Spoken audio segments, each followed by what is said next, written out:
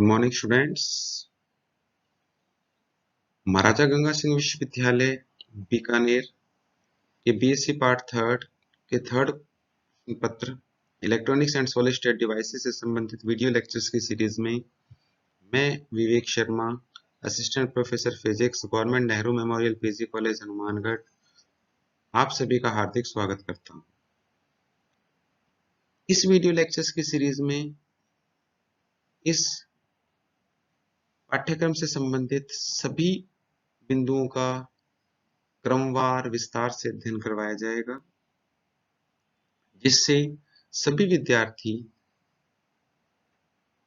आने वाले समय में एग्जामिनेशंस के पास यदि भी उन्हें आवश्यकता महसूस हो, इन वीडियो लेक्चर्स की हेल्प से अपने सभी टॉपिक्स को इजीली रिवाइज कर सकते हैं।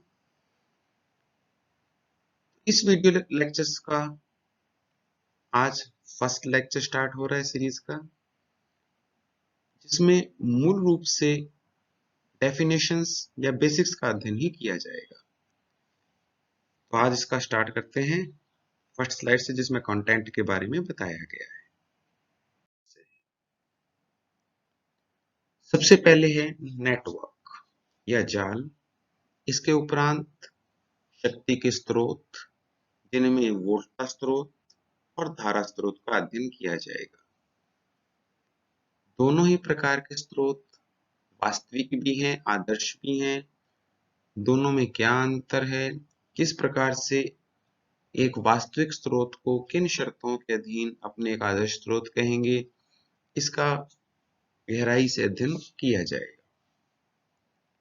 तो सबसे पहला परिभाषा जो इस टॉपिक की है वो है जाल।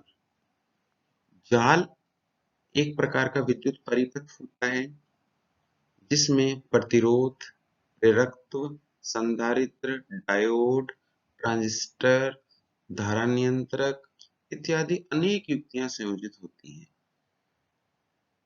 जाल सामान्य भाषा में परिभाषित करें तो विभिन्न प्रकार के विद्युत अवयवों यथा प्रतिरोध, प्रेरकत्व, संधारित्र, डायोड आदि के संयोजन से युक्त परिपथ को जाल कहते हैं।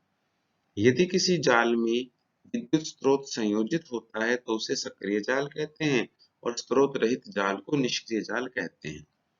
जैसे इस विद्युत जाल के परिपथ में तीन युक्तियां इंडक्टर या प्रेरकत्व, रजिस्टर प्रतिरोध, कैपेसिटर, संधारित्र संयोजित है।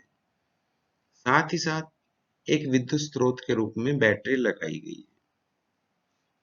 यदि परिपथ में बैटरी संयोजित होगी तो विद्युत धारा प्रवाहित हो सकती है, ऐसे जाल को सक्रिय जाल कह देंगे। और यदि वहां पर बैटरी नहीं होती तो इंडक्टर, रजिस्टर और कैपेसिटर मिलकर विद्युत धारा प्रवाहित नहीं करवा सकते, ऐसे जाल को निष्क्रिय जाल या पैसिव नेटवर्क कहते हैं। तो किसी भी जाल का एक्टिव या पैसिव होना इस बात पर निर्भर करेगा कि क्या उस जाल में विद्युत स्रोत संयोजित है अथवा नहीं है। स्रोत क्या है? स्रोत यहाँ पर मूल रूप से विद्युत धारा से संबंधित लिए जाते हैं। ये ऐसी युक्तियां या ऐसे स्रोत जो परिपथ में विद्युत धारा प्रवाहित करवा पाए, अपने धारा के स्रोत परिभाषित कर देते हैं। ये दो प्रकार से बनते हैं। पहला कहते हैं वोल्टा स्रोत, दूसरा धारा स्रोत। वोल्टा स्रोत वे ऊर्जा के स्रोत हैं या वे शक्ति के स्रोत हैं जो किसी भी लोड प्रतिरोध पर नियत वोल्टता आरोपित करते या नियत विभवांतर आरोपित करते।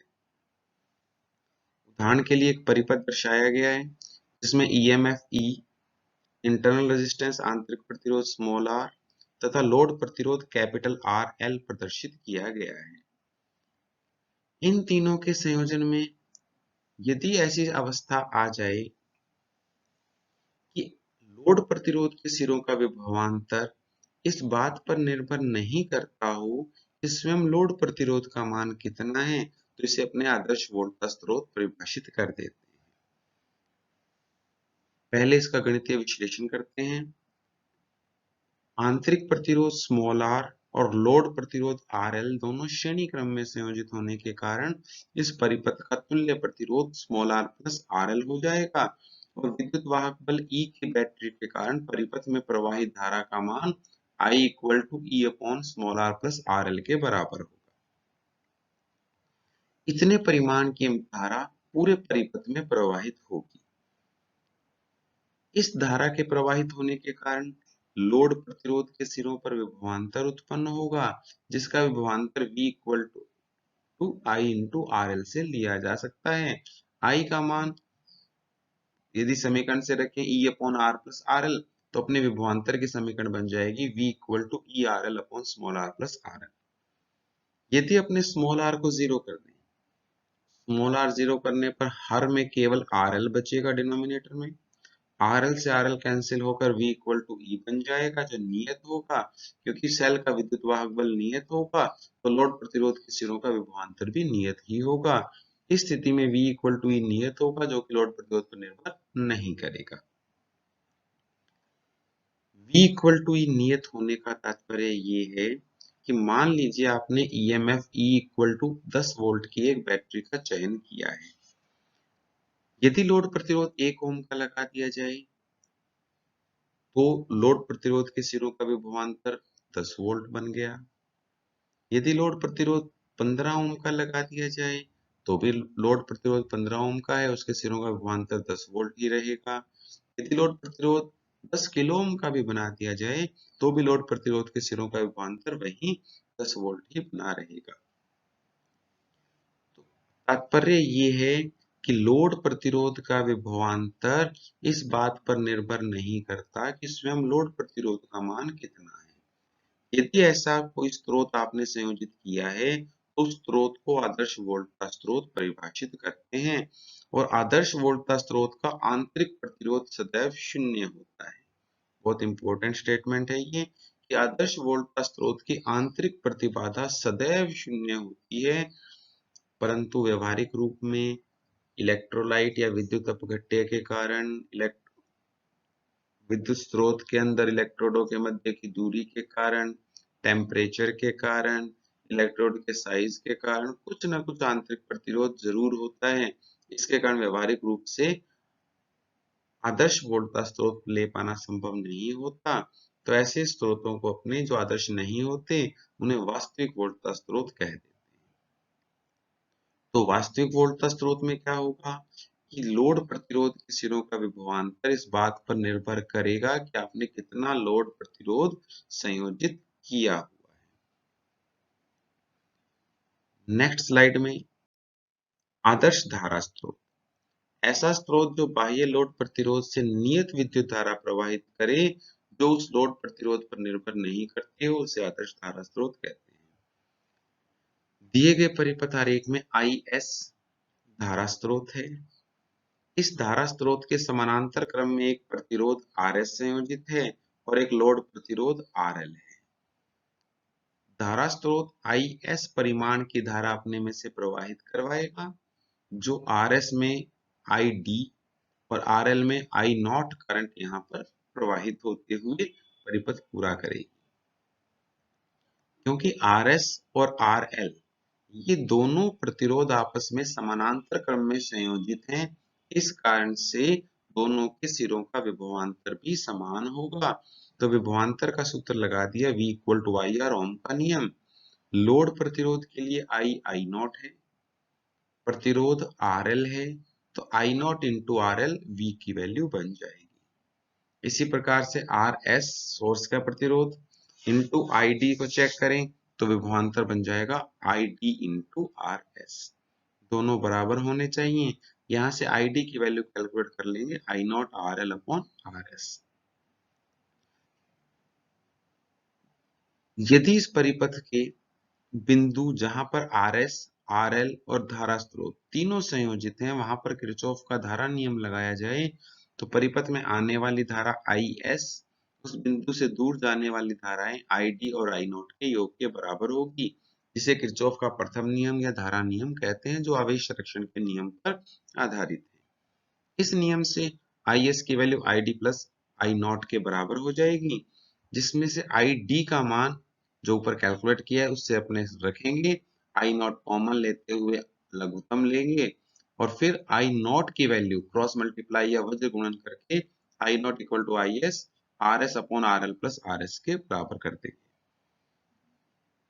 आर एस से अंश व हर में डिवाइड करते हुए I not equal to I S 1 divided by R L upon R S plus 1 रूप में समीकरण प्राप्त हो जाएगी।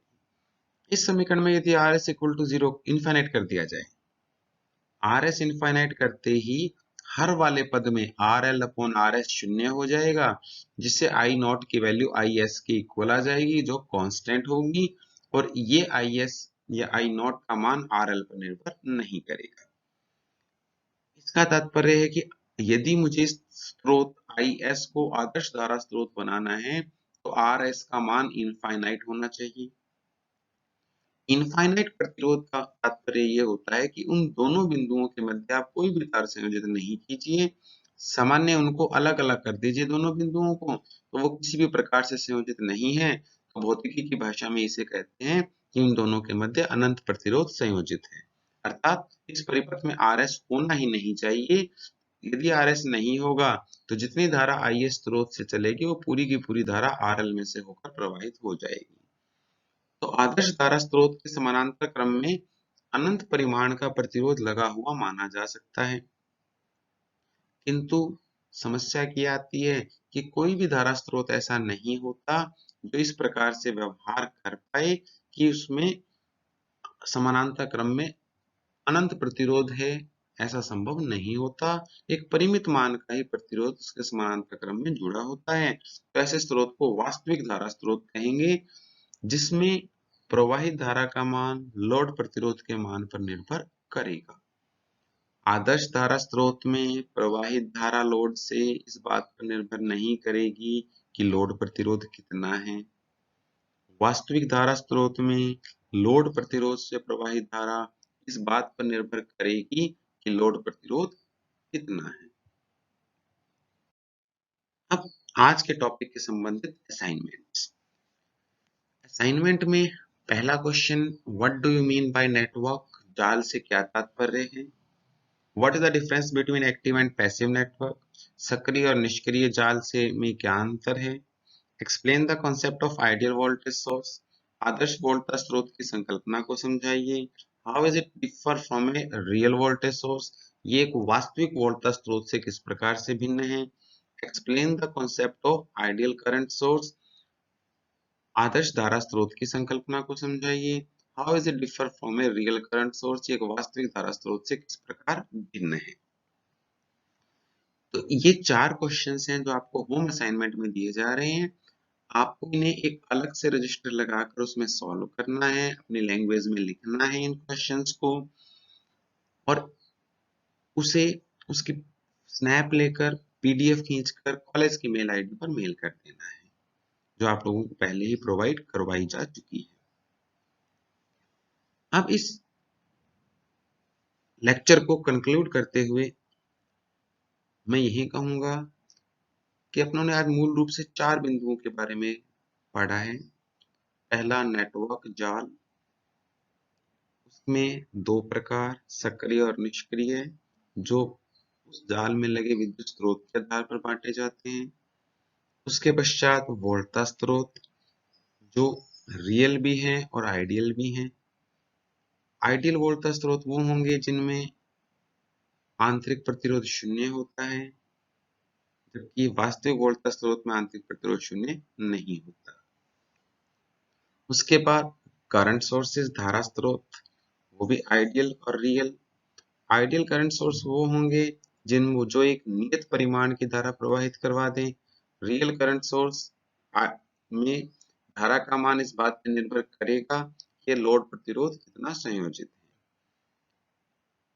आइडियल करंट सोर्स के समानांतर क्रम में अनंत परिमाण का प्रतिरोध संयोजित होना चाहिए। तो इस वीडियो लेक्चर्स में बहुत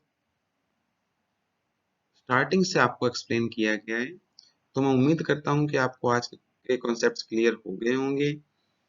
आप इसमें किसी भी अदर बुक को रेफर कर सकते हैं जिसमें आपको बेसिक्स दिया हो, ग्रेजुएशन लेवल की किसी भी बुक का आप अध्ययन साथ में करते रहिए। फिर भी कोई डाउट आता है तो आप मुझे मेरे व्हाट्सएप नंबर पे कांटेक्ट कर सकते हैं, जो आपको पहले ही दिया जा चुका है। So with this note, I want to conclude it here. Thank you. Have a nice day.